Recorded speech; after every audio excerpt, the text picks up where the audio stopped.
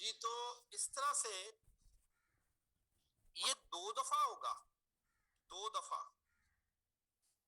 इसको गिनने का ये कितनी दफा ये हमें लिखना पड़ेगा, 1 दफा और 2 दफा, ऐसे ही है ना।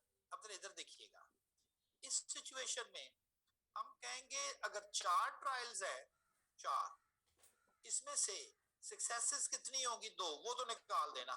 तो आपने कहा फिर 2 फेलियर बनती है, ठीक है, और जो बाकी 2 है वो सक्सेसेस है, 2 इधर डाल दे, और प्लस इधर भी यही चीज आएगी, प्लस इसके लिए भी है इसमें 2 ही, और इधर फिर यही आ जाएगी, तो 3 दफा। अब ये तो मुश्किल होता जाएगा, इसको गिनना है हमने, यानी कि ये चीज हमें कितनी दफा लिखनी पड़ेगी जी, 2 दफा। ये चीज हमें कितनी दफा लिखनी पड़ेगी, 3 दफा, और ये बढ़ते ही जाएंगे, बढ़ते ही जाएंगे। इनको काउंट करना है कि ये कितनी दफा ये चीज हमें लिखनी पड़ेगी। एक, मैं जरा बहुत ज्यादा डिटेल से तो नहीं, आपको पढ़ाना चाहिए, कॉम्बिनेशन, वो बाइनोमियल में भी पढ़ा था। ये बेसिकली गिनना होता है, गिन के बताना होता है कि जी इतनी दफा ये होगा, कॉम्बिनेशन, इतनी दफा ये चीज होगी। ये अगर साथ आप लगा दें, किसके, इसके साथ, ये सारे गिन देगा आपको।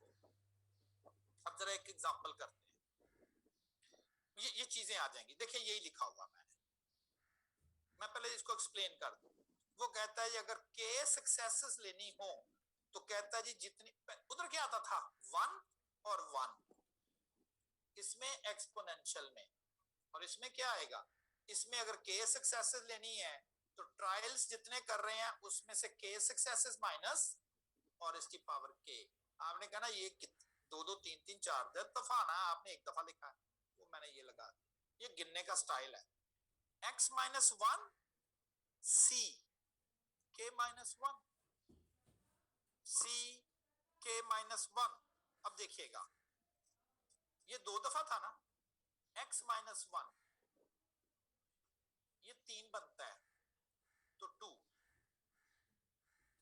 और k-1 2 सक्सेसेस है तो 1, 2c1, 2c1 कैलकुलेट कीजिएगा तो 2 आता है, 2c1 अगर आप कैलकुलेट करेंगे तो 2 आता है। तो ये देखिए 2 दफा था, ये 2 दफा था।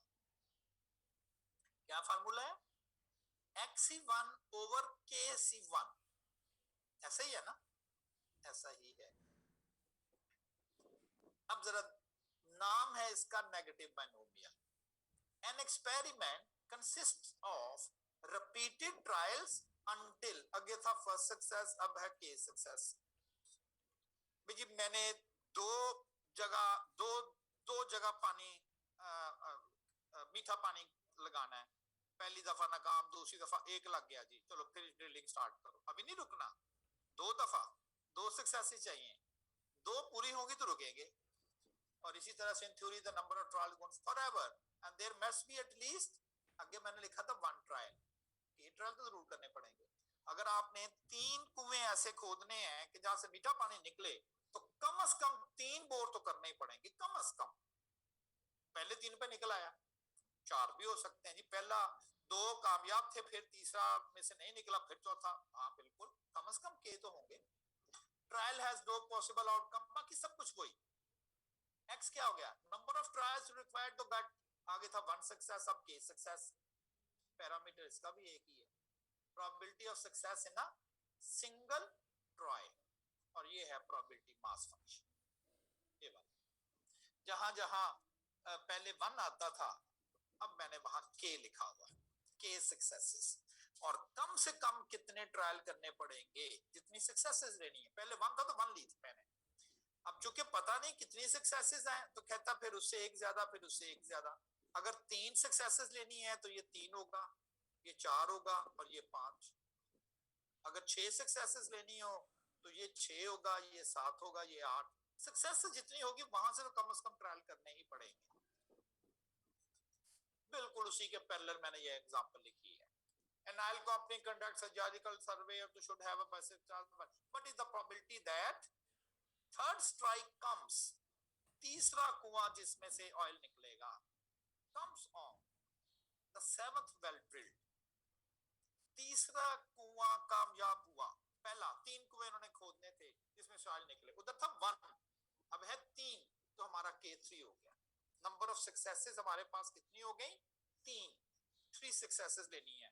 कहता 7वें ट्रायल में जाके ये कामयाबी मिलेगी, तो फिर हमारे पास प्रोबेबिलिटी ऑफ सक्सेस आ गई 0.2 x, वो हम कहते हैं कि 7वें ट्रायल में जाके कामयाबी मिलेगी तो x7, क्योंकि ये क्या चीज है? Number of trials, number of drillings required. x1 x क्या जी है? 7। k कितना सक्सेस, कितने सक्सेस चाहिए? 3, तो 3 और इसमें वैल्यूज रखेंगे। कहता है जी 7 दफा 7 कुएं खोलने थे, 4 में नाकामी हुई और 3 में कामयाबी, और ये मुख्तलिफ पैटर्न से हो सकती है, पहला, तीसरा, 5वां ऐसे करके, वो सारा मैंने इधर रख दिया। कहता है जी 5% बस चांस है कि 7वां कुआं खोद रहे थे तो वो आपको तीसरा कुआं था मिला जिसमें कामयाबी मिली। 7 में से 3 कामयाबियां, 7वीं 3 कामयाबी जरूर लेनी थी। कहता क्या चांस है 7वें कुएं तक आपको मिल ही जाए? अच्छा अच्छा,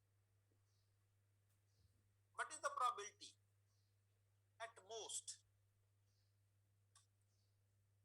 7 well driller required to get the third, तीसरी कामयाबी के लिए ज्यादा से ज्यादा 7 कुएं खोदने पड़ेंगे। एट मोस्ट 7 है ना वर्ड, एट मोस्ट 7। आपको मैंने लास्ट टाइम कैलकुलेटर पे सम का फंक्शन भी बताया था, बाइनोमियल की तरह का बताया था ना, सिर्फ आपने उसमें फार्मूला चेंज करना है। ये जहां जहां x आ रहा है यहाँ x आ रहा है, यहाँ x आ रहा है, और बाकी जहां कांस्टेंट है वहां पर कांस्टेंट। ये आपने खुद अटेम्प्ट करना है। सम का फार्मूला आपको लास्ट टाइम मैंने एक्सप्लेन किया। 14% या 15% चांस है कि मैक्सिमम 7 वेल जो है वो ड्रिल करने पड़ेंगे ताकि हम तीसरा कुआं हमें मिले, ताकि जिसमें से ऑयल जो है वो मिल रहा है। What is the probability?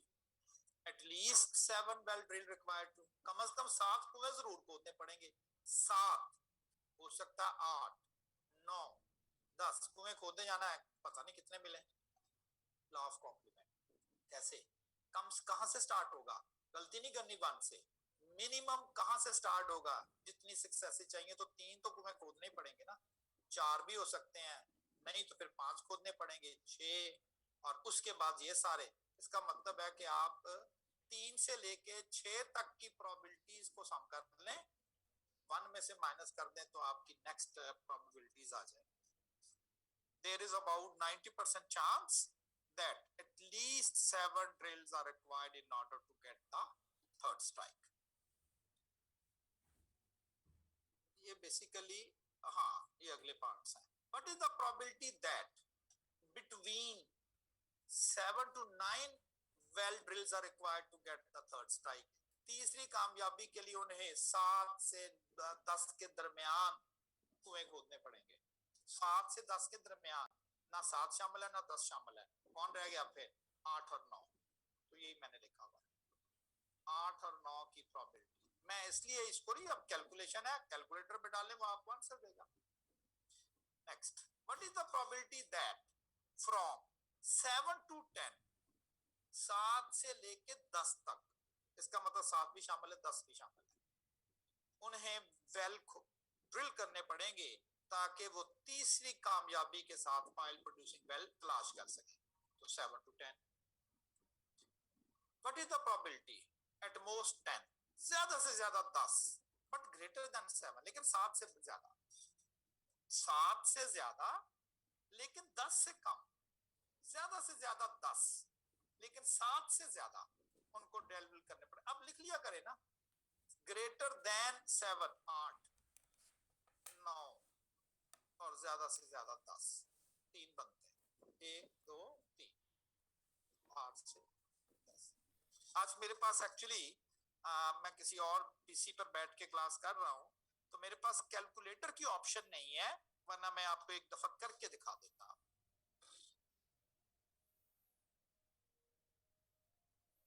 इसी तरह से लास्ट वन है जी, मीन वेरिएंस कैसे फाइंड करना है, एक्सपेक्टेड वैल्यू, कहता जी के ओवर पी, आगे क्या था 1 ओवर पी, 1 की जगह के आ गया, और वेरिएंस आगे क्या था 1 minus P over P square, मतलब यहाँ 1 था, ऐसे कह लें, अब वहां के आ गया।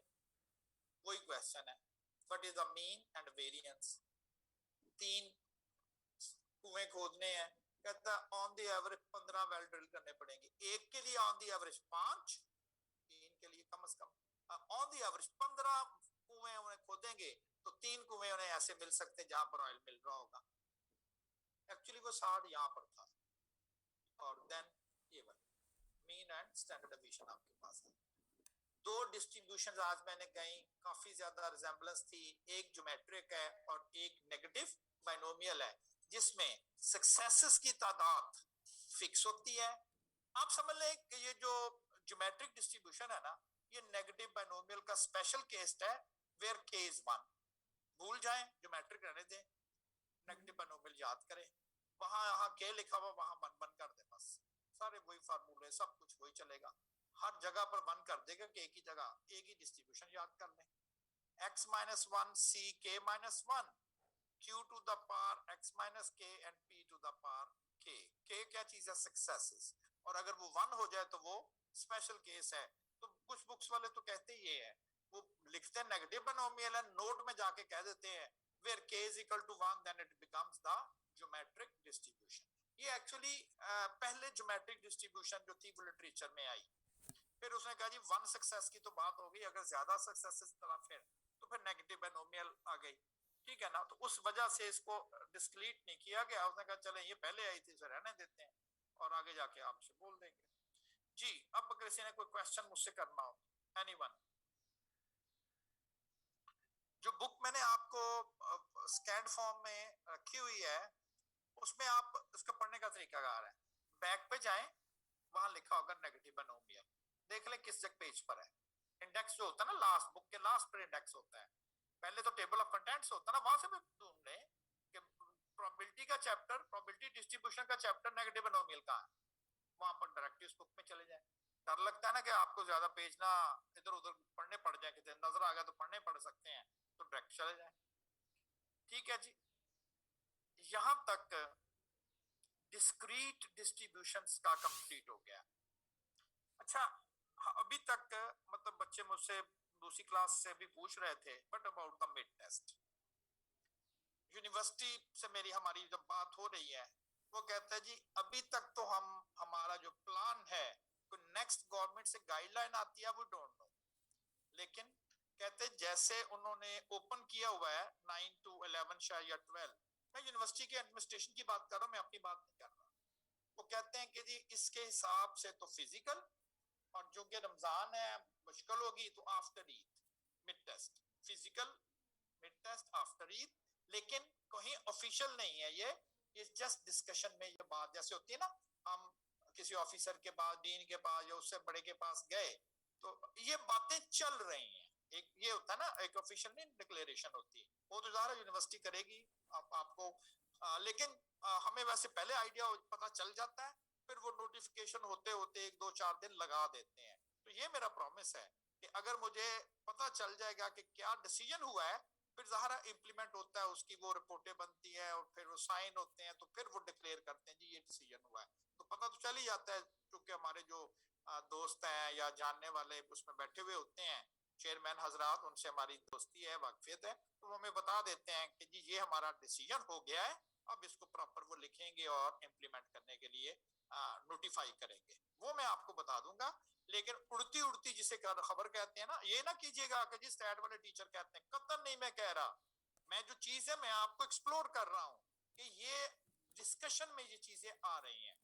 और दूसरा जो मुझे लगता है ना कि क्यों यूनिवर्सिटी फाइनली कोई चीज नहीं डिसाइड कर पा रही, ये जो आपको पता है हमारे परमानेंट वीसी तो है नहीं, ये टेम्परेरी वीसी है, ये मेरे ख्याल 5 या 6 मई को इनकी रिटायरमेंट है एक्चुअली, फिर नए वीसी ने आना है, तो जब इस तरह से होना तो फिर वो जो जाने वाला होता है ना, वो कहता जी मैं क्यों डिसीजन करूं, पता नहीं आने वाले ने क्या करना है, तो ये ईद के बाद वो खुद ही आएगा और जो उसने डिसीजन करना वो कर ले। तो एक्चुअली ये जो करंट आपके वीसी है ना, ये 5 मई में इनकी रिटायरमेंट है, उसके बाद फिर नए वीसी कौन होंगे, उनकी क्या पॉलिसीज होंगी, फिर वहीं तक। लेकिन डिस्कशन में यही है फिलहाल कि जी ईद के बाद फिजिकल। ठीक है जी, अगर आपने कोई और मुझसे क्वेश्चन करना तो करें, अदरवाइज आपकी क्लास कंप्लीट हो गई है। अगर कोई चीज पूछनी है तो मुझसे पूछ सकते हैं आप। नेक्स्ट टारगेट मैं बता देता हूं। नेक्स्ट टारगेट हमारा अब होगा कंटिन्यूस डिस्ट्रीब्यूशन का। अब कंटिन्यूस डिस्ट्रीब्यूशन क्या है? मैं अगर फर्ज करें आपसे ये पूछूं कि आज टेम्परेचर कितना रहा, चले 2 से लेके 2:30 तक ही कहते हैं, 2 से लेके 2:30 तक कितना टेम्परेचर रहा। जब बात करते हैं ना हम हेडहुड की, आप कहें जी 2 के बाद 3 हेड आते हैं, 2 डिफेक्टिव आइटम के बाद अगला पॉसिबल आएगा तीसरा डिफेक्टिव आइटम। मैं कहता हूं 2 बजे के बाद टेम्परेचर में ये करना है, अगला पॉसिबल टाइम क्या होगा? आपका जी सर 2 बज के इतने नैनो सेकंड भी तो हो सकते हैं, हो सकता है उसमें भी टेम्परेचर बदल जाए। बिल्कुल सही है। 2:01 भी, 2:02 भी, 2:01.15 भी तो हो सकता है। यस, उसको कैसे हैंडल करना है, उसकी प्रोबेबिलिटीज कैसे कैलकुलेट करनी है, एक चीज। दूसरा, आई एम हैप्पी कि अगर आप अच्छा आप मुझे सिर्फ इन्फॉर्म कर दें, मैं ये नहीं कह रहा कि आपसे मैंने कुछ पूछना है, मुझे सिर्फ आपने इन्फॉर्म करना है। एक आपका सब्जेक्ट होता है जिसको आप कहते हो क्लासिकल मैकेनिक्स, ठीक, और एक सब्जेक्ट होता है जिसे आप कहते हो क्वांटम मैकेनिक्स। स्टैटिस्टिकल फिजिक्स उसमें आता है, उसमें सारी है ही प्रोबेबिलिटी, सब ऑल टुगेदर। इसलिए मैं कोशिश करूंगा, आपके टीचर से भी मैंने राब्ता किया, मैंने कहा जी मुझे भी थोड़ा सा फिजिक्स समझा दें, तो यस, ये ऐसे ही होता है, टीचर्स एक दूसरे से जाते हैं, वो मुझसे स्टैट समझने आ जाते होते हैं जियाद साहब कभी कभी, तो मैं कहता हूँ मैंने नहीं सिखानी, पहले मुझे फिजिक्स सिखाओ, वो मुझे फिर फिजिक्स सिखा देते हैं, मैं उनको स्टैट सिखा देता हूँ, ठीक है ना, हम ऐसे ही करें। क्या आपने क्वांटम मैकेनिक्स का सब्जेक्ट सिर्फ पढ़ा? मैंने पढ़ाना नहीं है, उसमें सिर्फ एक चीज मैंने बतानी है आपको कि जी इलेक्ट्रॉन कहां पर होते हैं जी, कोई पता नहीं, तो फिर गेस करना पड़ेगा, यानी कि प्रोबेबिलिटी के वो कहां पर होते हैं जी। क्वांटम मैकेनिक्स का सब्जेक्ट आपने पढ़ा है या क्वांटम थ्योरी पढ़ी है इनिशियल लेवल पे, या अपने आपने इस सेमेस्टर के दौरान, या कुछ भी किसी जगह पर? जी बताएं कोई, हाँ या ना? क्वांटम मैकेनिक्स, आपका सीआर क्या है? हैंड रेज करे ना वो, अगर क्लास ले रहा है। शाबाश, वो घर सोया हुआ है। अच्छा, कोई कोई बता तो देना जी, नहीं पढ़ा, नहीं के लिए भी तो आना, हाँ या ना, यस या नो, पास या फेल, सक्सेस, पढ़ तो रहे हैं, बता दें जी नहीं हमने क्वांटम मैकेनिक्स नहीं